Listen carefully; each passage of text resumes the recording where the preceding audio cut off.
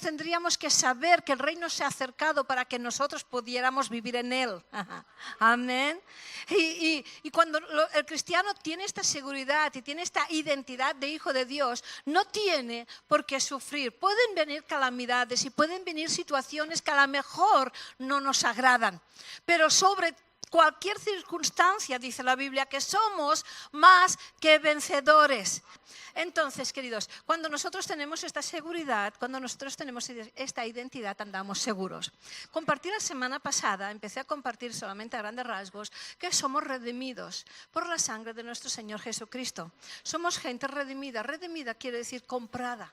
Aleluya. ¿A precio de qué? A precio de sangre. Así que nosotros no tenemos que pagar nada para la redención, pero sí que tendremos que pagar si queremos vivir los beneficios de la redención. Amén. Para la redención no, porque Jesús hizo lo que ninguno de nosotros podríamos hacer. Pero para vivir los beneficios que Él nos proporcionó, hay un precio que pagar. Amén. Y de nosotros depende de cómo valoramos lo que Jesús hizo por cada uno de nosotros. ¿Cómo valoramos esta salvación que Jesús nos dio? ¿Cómo valoramos esta redención que Jesús hizo por cada uno de nosotros? Amén. Entonces, depende de lo que nosotros valoramos, es el precio que nosotros damos, el valor que nosotros damos a lo que Jesús hizo. El precio que ponemos y damos a lo que Jesús hizo. Amén. Entonces, yo dije que había 6 claves, seguro que hay muchas más.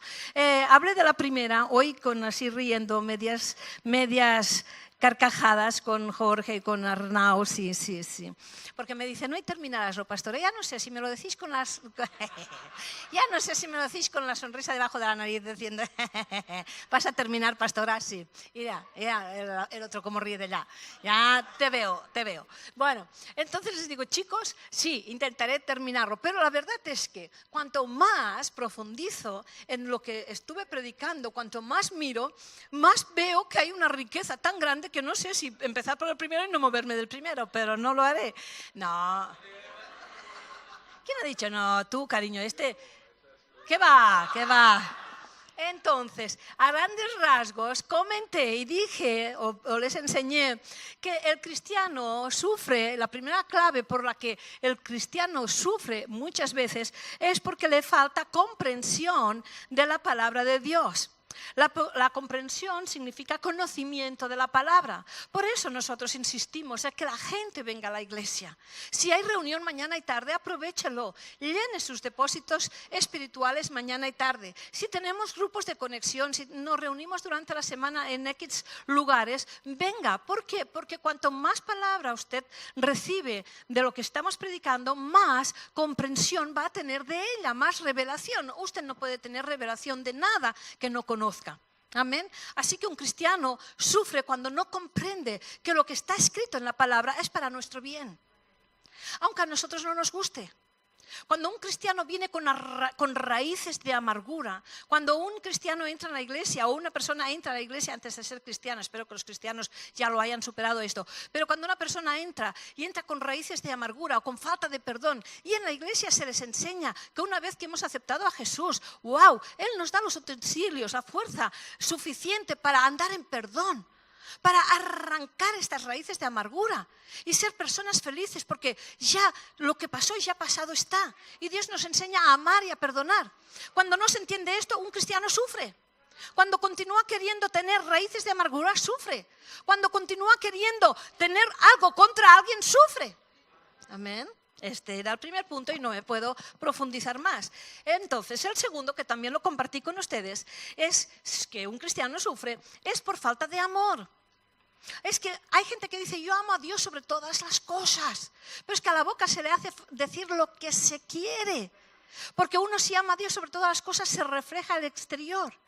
Pero además les voy a decir algo, como dije la semana pasada, no es solamente amar a Dios sobre todas las cosas, porque ahora Jesús dijo, un nuevo mandamiento os doy, y es que os améis los unos a los otros. Y ahora no se quedó aquí, porque bueno, mire, si se queda aquí, pues en paz todo el mundo. Pero dice, amaos los unos a los otros como yo os he amado. Y amad a vuestro prójimo como a vosotros mismos. Quiere decir en esto que Dios nos dice que nos debemos de amar a nosotros mismos. Nosotros tenemos que tener valor para nosotros mismos. Ahora no se vaya al otro extremo de aquellas personas que se aman tanto ellas mismas que no ven a nadie más. No se vaya a este extremo. Pero hay personas que entran a la iglesia y dicen, no, es que yo no soy nada, es que yo no me merezco nada. Y Dios desde el cielo dice, pero hijo mío, si yo te he lavado, si yo he entrado en tu corazón, ¿cómo todavía estás diciendo que no vales nada? ¿Cómo todavía te estás creyendo que no eres nada? ¿Cómo todavía estás escuchando la voz del diablo que te está anulando? Porque cuando somos hijos de Dios, somos hijos de Dios. Nos amamos como hijos de Dios. ¡Wow! Valoramos nuestras vidas como hijos de Dios, porque tenemos lo mejor. ¿Amén? Bueno, también compartí este punto. Ahora el tercer punto, que también lo compartí a grandes rasgos, pero me dejé algo, porque después tengo que correr tanto. Ya se dan cuenta ustedes que corro, ¿no? A veces me falta hasta el aire. Y me dejé algo que después yo revisándolo pensé, no, esto no me lo puedo dejar. Así que dije que el tercer punto por el que un cristiano sufre es porque le hace falta confianza. Cuando un cristiano no tiene confianza es porque no conoce a Dios. Cuando un cristiano está dudando si Dios va a responder o no va a responder, es porque le falta confianza, ¿verdad? Y esto nos hace sufrir. Aleluya. Así que la Biblia también dice esto, que los que confían en Él, dice la Biblia, no serán avergonzados. Dice, si no serán avergonzados, quiere decir que serán honrados. Amén. Cuando nosotros confiamos en Él, somos honrados. Di el testimonio, que ya no lo volveré a repetir, pero lo di el domingo pasado. Entonces, queridos, la falta de confianza nos trae inseguridad. La falta de confianza nos trae inseguridad. La inseguridad es igual al miedo. Y el miedo es igual a una falsa identidad. Cuando tenemos miedo, no puede haber miedo y fe al mismo tiempo. Cuando nosotros no tenemos confianza, wow, quiere decir que hay miedo en nosotros de que Dios no nos responda. Hay miedo en nosotros de que algo no nos salga bien. Hay miedo de que algo va a ocurrir. Y Dios dice que no quiere que nosotros tengamos este sufrimiento. Dice, confiad en mí. Porque todos los que han confiado en mí han sido alumbrados. Aleluya. Amén. Entonces, queridos, la persona insegura, cuando alguien le dice algo, es una característica de la persona insegura. La persona insegura, cuando alguien le dice algo contrario a lo que ellos creen, se sienten atacados y sufren. Usted viene aquí con una mente, con una forma de pensar.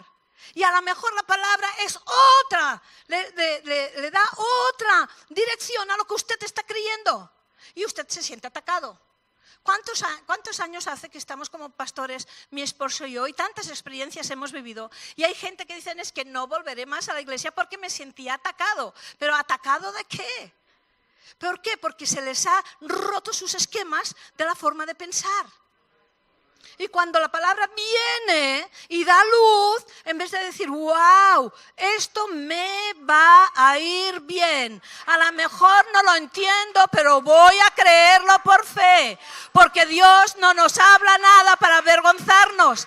Dios todo lo que habla es para levantarnos. Amén. Amén. O sea, el tercer punto es falta de confianza. Cuarto punto, que también lo hablé y algo me dejé. Vamos a dar un repaso solamente. La falta de gratitud, queridos. La falta de gratitud en un cristiano te hace sufrir o nos hace sufrir. La gratitud es un principio importantísimo que tenemos que desarrollar en nuestras vidas. El pastor la semana pasada estuvo hablando de la gratitud y fue espectacular, ¿verdad? Pero simplemente también lo dije, de 9 leprosos que fueron sanados, queridos, de 9 leprosos que fueron sanados, solamente uno volvió a darle gracias a Jesús. Uno solo, de los 9. Así que muchas veces nosotros no nos podemos, iba a decir, nos parecemos a los 9. No. Muchas veces en las iglesias hay gente que son librados, que son sanados, que han sido tocados por Dios en las áreas que ellos han necesitado y simplemente al tiempo se olvidan. ¿Cuántas personas hemos orado para que tuviesen trabajo? ¿Cuántas personas hemos orado para que Dios los bendijere con un hogar? ¿Cuántas personas hemos estado orando para que se sanasen? Y cuando han recibido lo que han venido a buscar, se han ido. ¿Cuántas personas? Es falta de gratitud. La falta de gratitud siempre nos va a echar fuera de la iglesia, fuera de la familia, fuera de las amistades, porque la falta de gratitud siempre se refleja con un carácter que no es el adecuado como nos enseña la palabra de Dios.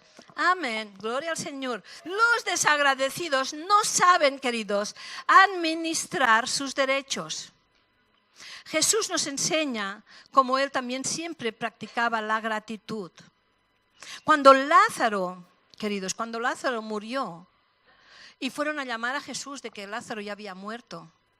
Cuando se acercaron a Jesús sus hermanas y le dijeron, pero ¿por qué no estabas aquí? Si hubieras estado aquí no hubiera muerto. Él no se fue a un rincón o se puso de rodillas diciendo, Señor, ¿por qué? No, él tenía la confianza de que Dios era su Padre. Así que él solamente levantó una oración diciendo, Señor, yo sé que siempre me escuchas. Yo sé que siempre me oyes. Amén.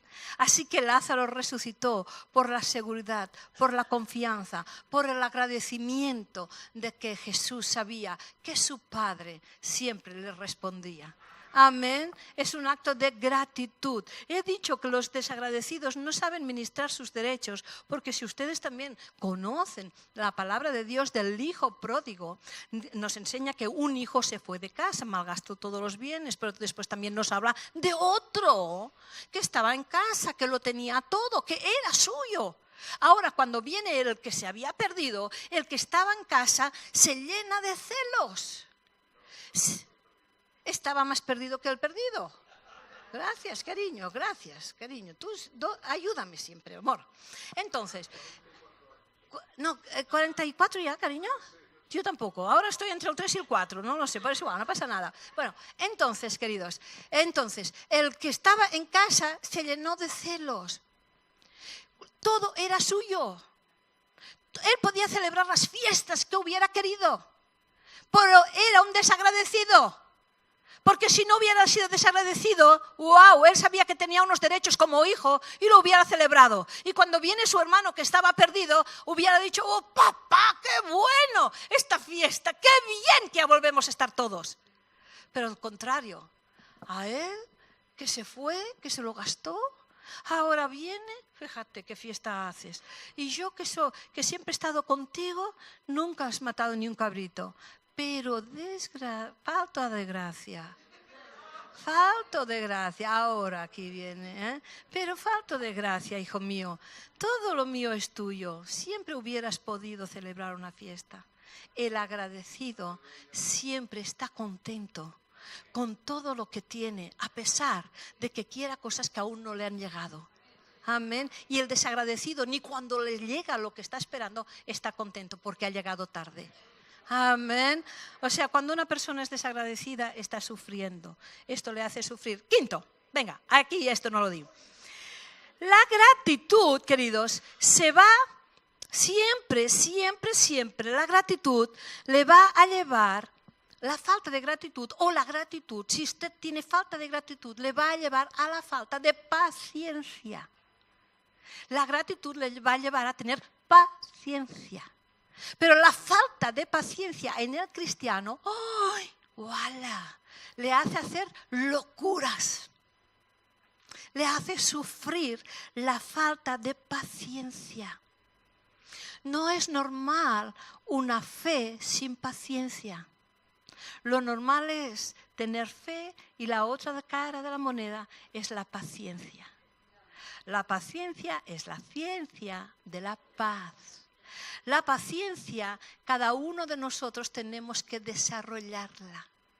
¿Por qué? Porque si no, sufriremos. Cuando sembramos una semilla de la palabra de Dios en nuestro corazón, la estamos sembrando, la tenemos que regar, la tenemos que cuidar. Pero usted no puede ir a escarbar a ver si sale o no sale el fruto, ¿verdad? Yo recuerdo que cuando era más jovencita, a veces en las monjas, cuando iba a las monjas, me daban un vasito y allí había un poquitín de tierra y sembrábamos una semilla y se entendía que en casa pues la tenía que regar y tenía que esperar que saliese la semilla. Y yo pues era muy impaciente. Y miraba y no había nada, y miraba y no había nada. El vaso era feo, la tierra era marrón y allí el agua parecía aquello, ¿cómo se dice? Fango. Y barro, fango. ¿Cómo se nota, no? Barro. Así que al tiempo iba y lo escarbaba. ¿Qué pasaba? No salía nunca lo que había sembrado. Porque la paciencia nos ayuda a esperar el tiempo de lo que hemos sembrado, del resultado. La impaciencia te lleva a ponerte nervioso y lo que tú has sembrado ya no tienes tiempo de esperar y lo rompes. Pastora, yo quiero que ores por mí. En el área de la salud, vamos a orar por ti. Vamos a declarar salud en tu cuerpo. Vamos a declarar salud en tu vida. Aleluya. Cuando te vayas de aquí, tu cuerpo grite, continúa creyendo que hemos plantado una semilla de sanidad en tu interior. Continúa regándola con la palabra de Dios. Continúa creyendo lo que Dios dice antes de lo que tu cuerpo está sintiendo. Amén. La paciencia es decir, wow, continúo creyendo, Dios es mi sanador. Cuando a nuestro nieto le ocurrió lo que le ocurrió, ya sé que mucha gente dice, es que pastora no te lo terminas, no me lo terminaré nunca, queridos. El pastor John Osteen se partió con el Señor con 80 y pico de años y aún daba el testimonio de su hija pequeña cuando nació con la columna vertebral de aquella manera bífida, se llama. Que no se aguantaba ni nunca, jamás hubiera podido ser una persona normal. Y él decía que habían plantado una semilla de sanidad. Él declaraba sobre su hija, mi hija va a ser una mujer hermosa, se va a casar y va a servir al Señor y va a ser una mujer hermosa. Totalmente lejos a que los doctores habían dicho que aquella niña nunca sería normal porque nunca se podría aguantar.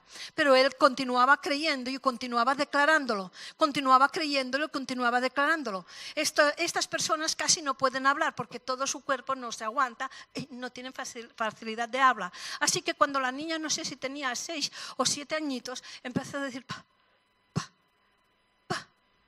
Y un día su esposa dice, ¿has oído? Empieza a decir sílabas, voilà, con consonantes, pa. Y él dice, empieza a brotar la semilla que hemos plantado. Empieza a brotar la semilla. Hoy es una mujer de Dios, sirviendo a Dios, llena del poder del Espíritu Santo y una mujer normal y se ha casado. Amén. Pero tuvo un proceso. Nosotros, él partió con el Señor y aún, como decía, siempre daba testimonio. Nosotros con nuestro nieto es lo mismo. Nuestro nieto cuando cogió lo que cogió, no fue sanado y venga, ya está, venga, viva la Pepa, ya está, gloria a Dios, para casa a los 15 días. No, dijo el doctor, está bien. Ahora lo que era toda una masa de cáncer, la médula, todo una masa de cáncer. De hecho, nos hemos asombrado y es maravilloso que le hemos vuelto a hacer análisis y la médula está sana. Pero ahora el niño tiene que pasar un protocolo.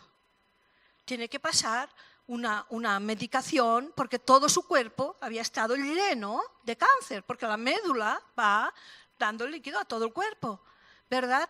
¿Qué continuamos haciendo con paciencia? Declarando que todo el medicamento, todo el tratamiento que le daban a nuestro nieto le iba para bien, porque nos habían dicho que en esta enfermedad o mata el medicamento o mata la enfermedad.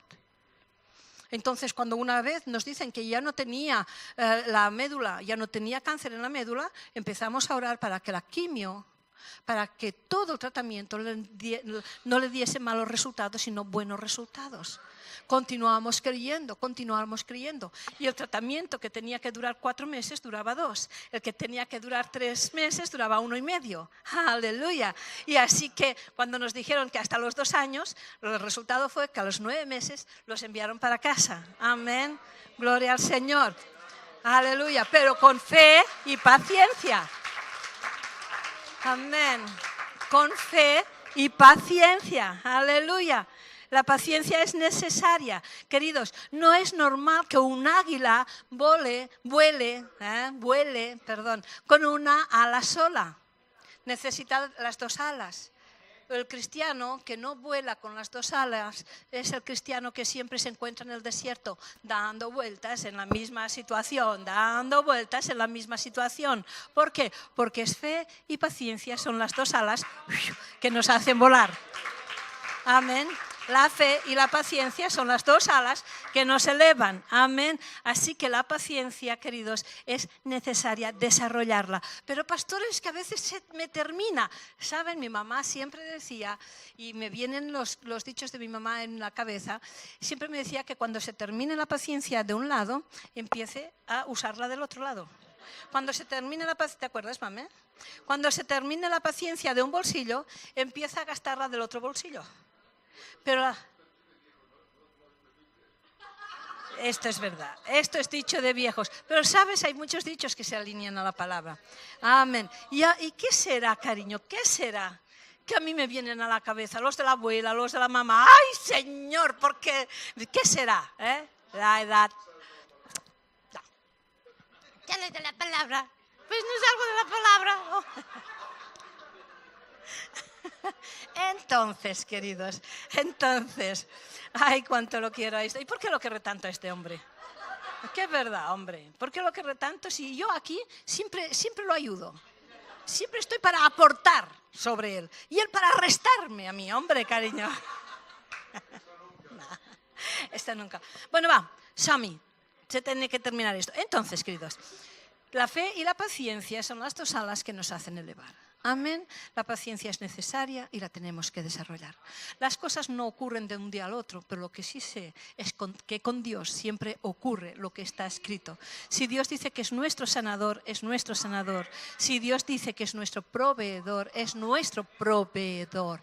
Amén. Ahora ya, queridos, para terminar, el 6º punto, y este también es para mí muy importante y hace sufrir mucho a los cristianos, y hay muchos cristianos que sufren por causa de la falta de responsabilidad. Los cristianos sufren por la falta de responsabilidad. Pastora, ¿qué quieres decir? Hay tantas áreas que podríamos tocar. Simplemente usted mírese en su interior. Analícese si es responsable en todo lo que usted tiene que ser responsable. ¿Saben? Dios le dijo a Adán que guardase aquello que le dejaba aquí en la tierra, que guardase el jardín de Edén, que guardase. Él era el responsable de cuidar todo el jardín. Dios le dio a Eva, él era responsable de con quién hablaba Eva. ¿Quién dialogaba con ellos aparte de Dios? Entonces dice que Dios le dijo a Adán cuando pecó, ¿dónde estás? ¿Dónde estás? ¿Por qué? Porque la falta de responsabilidad te hace esconder. Cuando uno le falta la responsabilidad, se esconde de las personas o del lugar que tiene que ser responsable. Amén. Entonces Adán dice, ¿dónde estás? Y él dice, lo que hace la falta de responsabilidad, siempre saca una excusa. Cuando uno no es responsable en lo que tiene que ser responsable, saca una excusa. Entonces Adán dice, tuve miedo y me escondí. Y Dios dice, ¿cambiaste a Adán de maestro? ¿Has dejado de escucharme a mí para escuchar a alguien? ¿Has mezclado a Adán las semillas? Yo te había dado unas semillas y ahora tú has mezclado otras semillas que alguien te habrá depositado. Abraham, dijimos que la mezcla de semillas también hace sufrir, ¿verdad? Entonces Dios le dice, ¿has cambiado de maestro Adán? Y él dice, no, la mujer que me diste. Queriendo decir, fallaste, Dios. No fallé yo, no. Fallaste tú, la mujer que tú me diste. ¿Les viene esto? ¿Que la falta de responsabilidad siempre culpa a otro? La mujer que me diste. Pero Adán, yo te dije que fueras responsable, que cuidases lo que te dejaba en cuidado. Y en este cuidado también estaba la mujer que te di. Tenías que estar al loro, Adán. Tenías que prestar atención a Adán, quien se acercaba a vosotros, quien os hablaba, quien os mezclaba las semillas. ¿Qué voz os estaba hablando? A veces la falta de responsabilidad nos hace escuchar las voces incorrectas y esto nos hace sufrir. La Biblia es clara, Dios tiene una voz, esta voz está en la palabra. Esta voz está en la palabra. Pero cuando a nosotros nos falta responsabilidad, empezamos a decir, la palabra sí, pero si lo hiciera de aquella forma. Dios dice que perdone, pero yo perdono, pero no olvido. Te estás equivocando. Estás mezclando las semillas. Vas a sufrir. ¿Por qué? Porque perdonar no quiere decir que no te olvides, porque a lo mejor no pasa un borrador por tu disquete cerebral, no, allí está, pero no lo tendrás en cuenta. No lo tendrás en cuenta. Cuando decimos perdono, pero no olvido, quiere decir que lo tengo en cuenta. Allí está lo que me hiciste. Y quiero decir que yo soy espiritual, perdono, pero no olvido. Falta de responsabilidad. Adán tuvo falta de responsabilidad y culpó a Dios de la mujer que le dio. Cuando nos falta de responsabilidad en las cosas que Dios nos enseña, en las cosas que el pastor nos enseña en la iglesia, ¿saben a quién culpamos? Primero culpamos al pastor y después culpamos a Dios. El pastor nos enseña mal y como me enseñó mal, entonces Dios es la culpa tuya, es el pastor. Es falta de responsabilidad nuestra en cumplir lo que Dios nos enseña en su palabra. Y esto lo podríamos aplicar en la familia. En la familia el hombre es la cabeza. Aunque digamos muchas veces en forma de broma y la mujer el cuello. Sí, señor, puede ser que la cabeza vaya donde vaya el cuello, pero no obstante la cabeza es la cabeza. Hay una responsabilidad sobre la cabeza. Cuando uno alude a la responsabilidad que le toca, sufre toda la familia. Amén. Ahora es mucha moda el decir, yo traigo el pan en casa y tú también, porque si no, no comes. Yo trabajo y tú trabaja porque si no, no comes. ¿Qué responsabilidad de hombre es esta? Bueno, ya sé, ya me voy. Lo dejo estar. Esto va... Pero es que sí, ¿es así o no es así, queridos? Hay una responsabilidad. Si la mujer tiene que trabajar, trabaja. Si la mujer no puede trabajar, no se puede decir no vas a comer, o no vas a gastar, o no vas a vestir, porque entonces no hay una correcta administración en el hogar. ¿Sí o no, cariño? ¿Te parece? Esto no quieres que lo toque, ¿no? No, hombre, porque él siempre me dice, tú, cariño, no te pongas en nada. Es que yo no me pongo en nada. Yo predico la palabra. Pero es que la palabra es tan profunda que, como he dicho, podría empezar otra vez por el primero y no acabar. ¿eh? O por el último y continuar. Pero no es así. Amén. No voy a hacerlo así. Gloria al Señor. La responsabilidad es en todo, en el trabajo también. Si usted tiene que empezar a las 8 de la mañana, queridos, son las 8 y mejor si pueden ser menos 8, hay menos 5 o menos 10. No, y 5 o 10. Porque esto le hará sufrir en su trabajo. El jefe a lo mejor no le dirá nada, pero al final del mes o al final del año o al final del tiempo, usted va a decir, no me aumentan el sueldo. ¿Cómo te va a aumentar el sueldo si has ido estafando el tiempo al jefe? Tampoco. Tampoco no es bueno esto. Vale más que me centre en lo que... ¿Sí o no? ¿Sí o no? Hombre... Sí. Y ahora ustedes dirán, ¿y para la mujer qué no hay? También hay responsabilidad para la mujer. La mamá tiene que cuidar de su hogar y de sus hijos. Si la mamá quiere estar delante de la televisión y ver una novela y su hijo está necesitado de ella, hay falta de responsabilidad si usted no está con sus hijos. Saben, nosotros hemos tenido 4 hijos y hemos tenido que subirlos, enseñarlos y educarlos. Y esto me llevó mucho tiempo a no poder trabajar, a pasar con mucho menos de lo que pasaríamos si trabajara.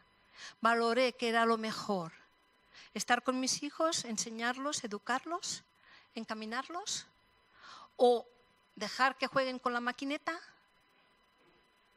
darles lo que ellos quieren, ponerles un ordenador a la habitación y yo trabajar y así tener más dinero en el banco. Valoré y pensé que era más valorado, me trae más resultado estar con mis hijos. Porque hay una responsabilidad de papá y mamá. Nuestros hijos los tenemos que educar nosotros, queridos.